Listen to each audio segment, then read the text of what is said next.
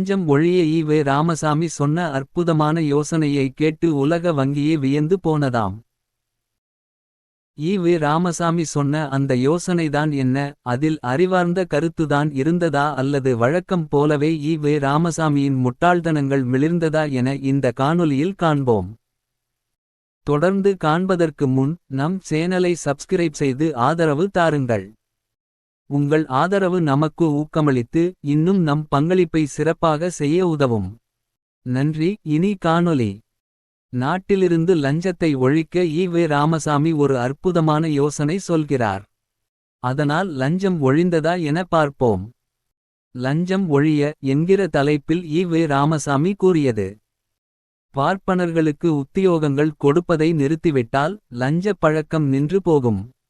ஏனென்றால் பார்ப்பனர்களுக்கு தேவை அதிகம், சலுகை அதிகம். அதனால் அவர்களுக்கு லஞ்சம் வாங்கித் தீர வேண்டியிருக்கும். அவர்களை பார்த்து மற்றவர்களும் வாங்கிப் பழகி விடுகிறார்கள். ஜனவரி 15 1965 மதுரை குறிஞ்சி வார இதழ் 24 அக்டோபர் 19 தேதி விடுதலை தந்த தகவல். ஒரு வாசகமாக சொன்னாலும் திருவாசகமாக சொல்லிவிட்டார் ஈ.வே. ராமசாமி என்பதா அல்லது வழக்கம் போல் முட்டாள்தனமான முரண்பாட்டுடன் உளறிவிட்டார் என்பதா?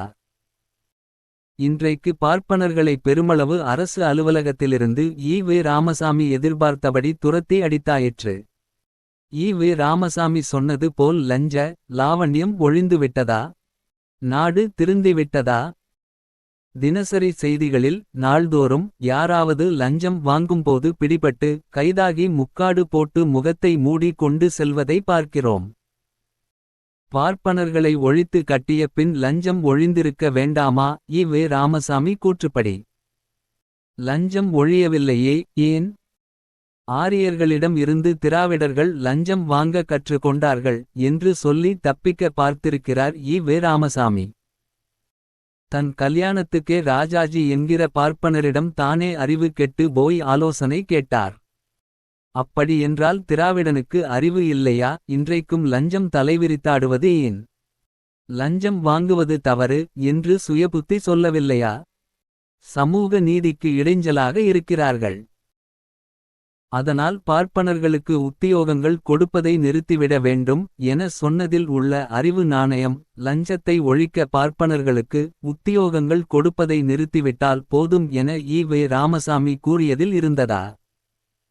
வழக்கம் போல் ஈ.வே. ராமசாமியின் முட்டாள்தனமும் அரைவேக்காடு அறிவு தான் வெளிப்பட்டுள்ளது.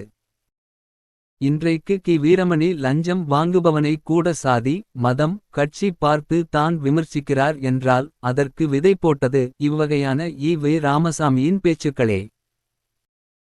பாலியல் வன்கொடுமை குற்றவாளிகளை கூட சாதி மதம் பார்த்து விமர்சிக்கிற ஈனப்பிறவிகளாக இருக்கக்கூடிய பெரியாரியவாதிகள் லஞ்சம் வாங்குபவனை அவ்விதம் பார்க்காவிட்டால் தானே ஆச்சரியம்.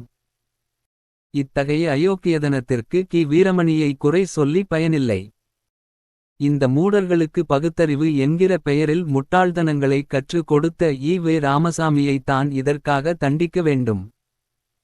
ஈ.வே. ராமசாமியின் கருத்து 1965 இல் வெளிவந்துள்ளது. அப்போது பார்ப்பனரல்லாதோரும் தானே அரசு அலுவலகங்களில் பணியிலிருந்திருப்பார்கள். லஞ்சமும் வாங்கி இருப்பார்கள்.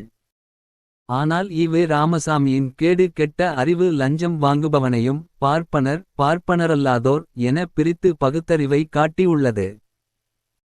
இந்த லஞ்சம் வாங்கும் விஷயத்தில் பார்ப்பனரல்லாதோரிடம் ஈ.வே. ராமசாமியின் அணுகுமுறை எப்படி இருக்கும் என்றால், லஞ்சம் வாங்கினால் என்ன?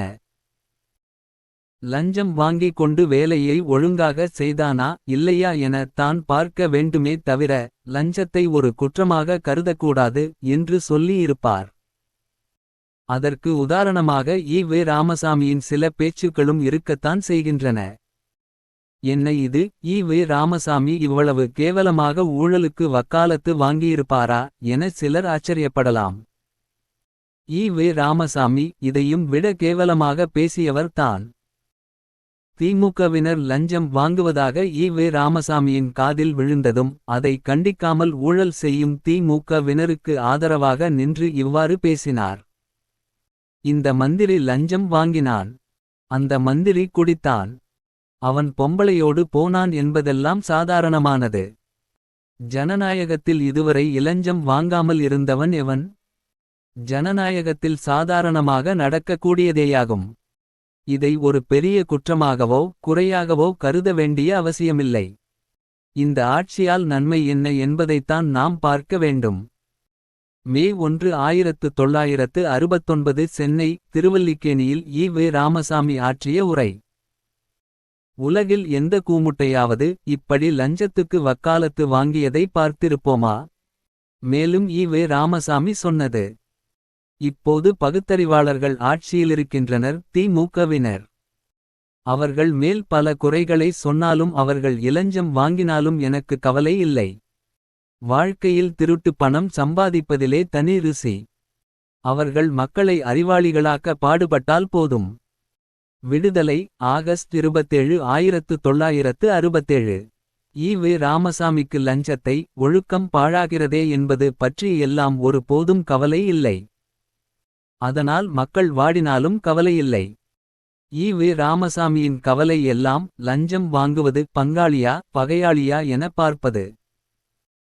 பகையாளி வாங்கினால் கண்டிக்க வேண்டும், பங்காளி வாங்கினால் சப்பைக்கட்டு கட்ட வேண்டும் என்னவொரு மானக்கேடான சிந்தனை, அறிவு. இவ்வாறாக எல்லாம் பேசிய ஒரு நபர் லஞ்சம் ஊழல் போன்றவற்றை எதிர்த்து பேசியிருந்தால் அதில் எந்தளவு உண்மைத்தன்மை சமூகப்பற்றிருக்கும்.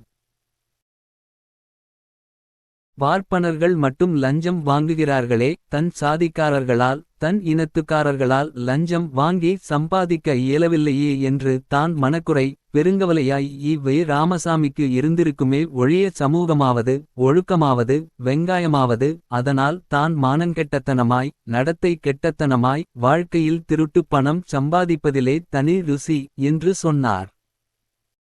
பார்ப்பனர்கள் லஞ்சம் வாங்கியதாய் சொல்லப்பட்டபோது அவர்களை ஒழித்து கட்டிவிட்டால் லஞ்சத்தை ஒழித்து கட்டிவிடலாம் என்றார். அதையே தன் திராவிட கூட்டாளிகள் வாங்கியபோது பழுதுபட்ட அறிவுடன் லஞ்சம் வாங்காதவன் எவன் என வெட்கங்கெட்டு போய் சொன்னார். ஈ.வே. ராமசாமியால் பல நேரங்களில் விமர்சிக்கப்பட்ட நம் தெய்வப்புலவர் திருவள்ளுவர் ஆட்சியாளன் எப்படி இருக்க வேண்டும் என்று கூறுவதையும் கேட்போம். ஈ.வே. ராமசாமியைப் போலல்லாது நல்லொழுக்கத்தையே அவர் போதிக்கிறார்.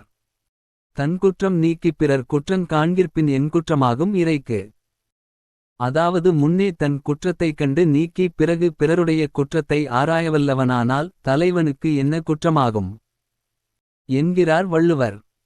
ஒழுக்கமுள்ளவன் ஆட்சியாளனாக இருந்தால் தான் அவன் மக்களும் ஒழுக்கமுள்ளவனாக இருப்பார்கள் என்பதே வள்ளுவரின் கூற்று.